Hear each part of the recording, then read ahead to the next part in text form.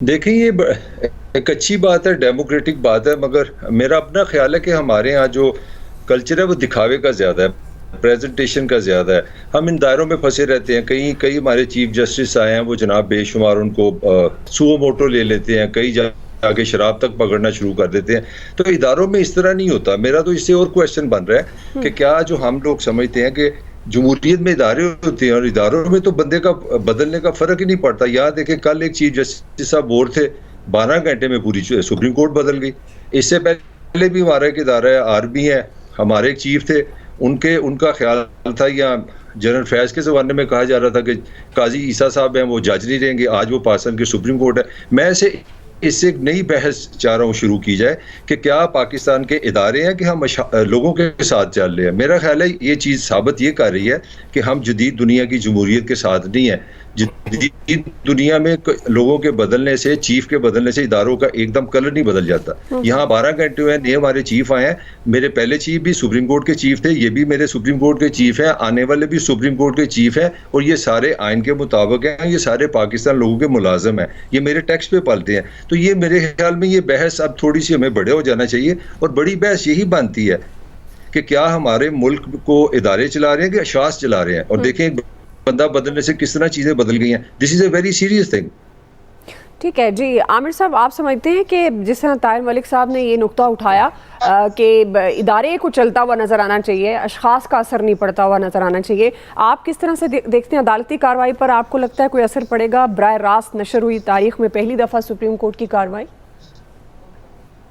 देखें, एक तो ये अच्छा फैसला था, और जब भी आईनी मामलात आएँ इस तरह की, उस पर बहस लाइव होनी चाहिए। जजों का भी पता चलता है और वकला का भी पता चलता है कि कौन तैयारी करके आया है, कौन पैसे सिर्फ पकड़ के आके खड़ा हो गया है। पता चलना चाहिए कि काबिलियत कितनी है, और इदारे पे इदारा जाती अमल होगा तो फैसला होगा। जैसे अभी चीफ जस्टिस ने 3 अक्टूबर की तारीख दे दी है इस पर, लेकिन अमल दरामद उन्होंने इस तरीके से इसी जिस पे स्टे किया था कर दिया कि अगर चीफ जस्टिस को ही रोस्टर का मास्टर बनाया गया है तो उन्होंने 2 सीनियर जजों से बैकग्राउंड में भी मुशावरत की और भरी कोर्ट में भी करके कह दिया कि हम बेंच बनाएंगे 2 सीनियर मोस्ट जजेस की मुशावरत से। तो अमल दरामद तो प्रैक्टिस एंड प्रोसीजर पे एक तरीके से हो गया। यानी कल सुबह जो अभी थोड़ी देर में काज लिस्ट आ जाएगी, वो 2 सीनियर जजों से मुशावरत के बाद आएगी कि चीफ जस्टिस ने खुद को इदारा जाती पाबंदी का रास्ता देते हुए कहा है कि वो खुद से अकले कुल नहीं बनेंगे, बल्कि यही बात उन्होंने कही कि आज 57,000 केस ना होते तो पार्लियामेंट भी शायद कानून इस तरह का ना बनाती।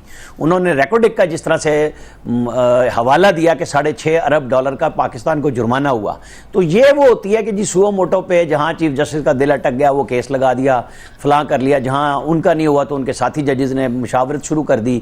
जैसे एक CPO लाहौर को, CCPO लाहौर को लगाने के चक्कर में पूरे इलेक्शंस को ही नए तरीके से ऐसा फंसाया कि आज तक वो हल ही ना हो सका।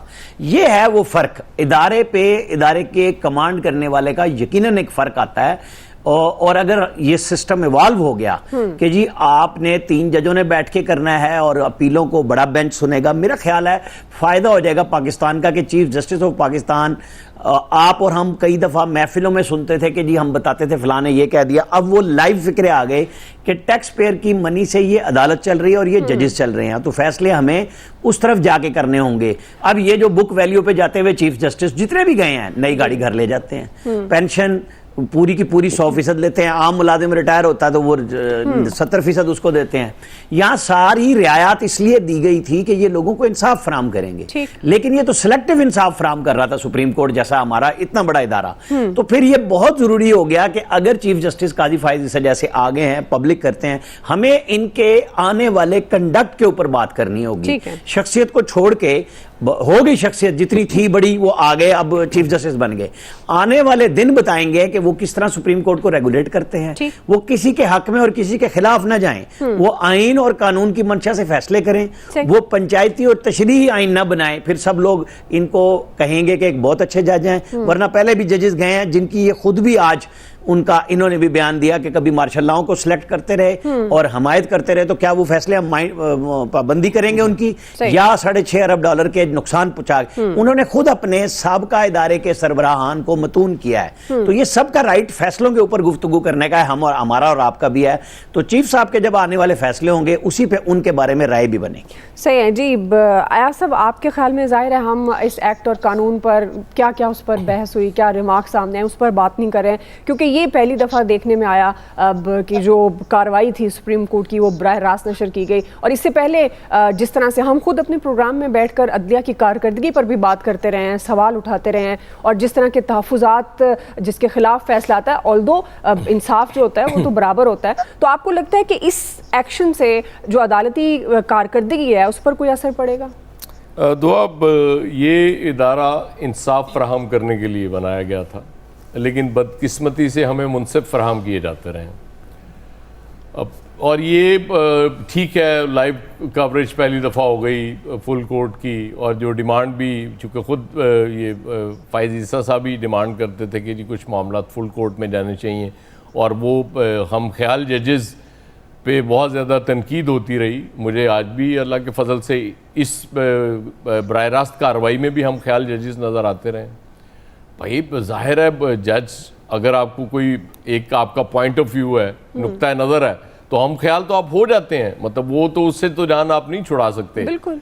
और कुछ ये इख्तिलाफ करते हैं, कुछ साथ देते हैं। जाहिर है वो समझ आ रही थी राइट फ्रॉम द बिगिनिंग कि किस जज ने किस तरफ जाना है, वो चीज़ें तो उसमें ढकी छुपी नहीं है। हो गया सारा कुछ, मामला हो गया, चलें जी एक्ट भी मान लिया, पार्लियामेंट को सुप्रीम भी मान लिया, सब कुछ हो गया।